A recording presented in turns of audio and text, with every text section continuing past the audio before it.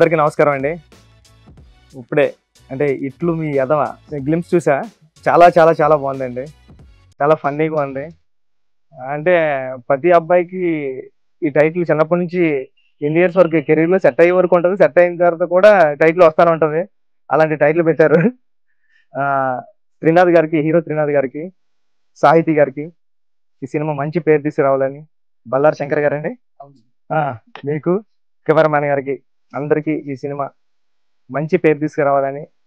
చాలా యూత్ఫుల్ ఎంటర్టైనర్గా ఉంది. చూస్తుంటే నవ్వు వస్తుంది. అంతా బాగుండాలని. చాలా ఆల్ ది బెస్ట్ అండి టీం అందరికి.